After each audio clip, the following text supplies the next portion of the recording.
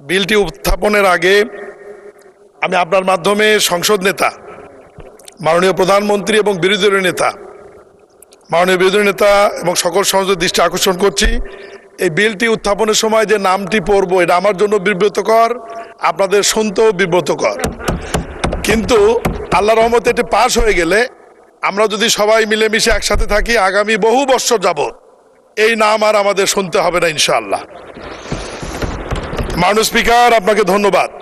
আমি মীর শাহ আলম, স্থানীয় সরকার পল্লী উন্নয়ন সমবায় প্রতিমন্ত্রী, মাননীয় স্থানীয় সরকার পল্লী উন্নয়ন ও সমবায় মন্ত্রীর পক্ষে শেখ হাসিনা পল্লী উন্নয়ন একাডেমি জামালপুর আইন 2023-এর সংশোধন কল্পে আনিত একটি বিল, শেখ হাসিনা পল্লী উন্নয়ন একাডেমি জামালপুর সংশোধন বিল 2026 উত্থাপনের অনুমতি প্রার্থনা করছি। মাননীয় স্পিকার, আপনাকে ধন্যবাদ। মাননীয় প্রতিমন্ত্রী, আপনি বিলটি উত্থাপন করুন। মাননীয় স্পিকার, আপনাকে ধন্যবাদ। আমি মীর শাহ আলম, স্থানীয় সরকার পল্লী উন্নয়ন ও সমবায় প্রতিমন্ত্রী, মাননীয় স্থানীয় সরকার পল্লী উন্নয়ন সমবায় মন্ত্রীর পক্ষে শেখ হাসিনা পল্লী উন্নয়ন একাডেমি জামালপুর আইন 2023-এর সংশোধন কল্পে আনিত একটি বিল, শেখ হাসিনা পল্লী উন্নয়ন একাডেমি জামালপুর সংশোধন বিল 2026 এই মহান সংসদে উত্থাপন করছি। মাননীয় স্পিকার, আপনাকে ধন্যবাদ। শেখ হাসিনা পল্লী উন্নয়ন একাডেমি জামালপুর সংশোধন বিল 2026 সংসদে উত্থাপিত হলো।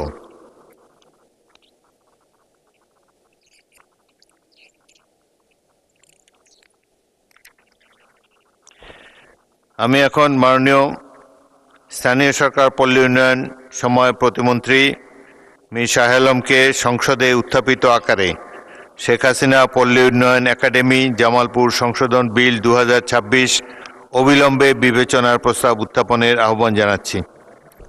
মাননীয় স্পিকার, আপনাকে ধন্যবাদ।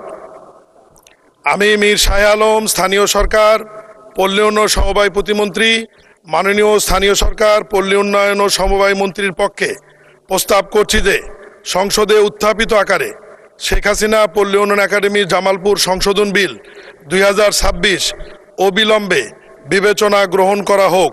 মাননীয় স্পিকার, আপনাকে ধন্যবাদ। দৈনিক আজকের বাংলা .net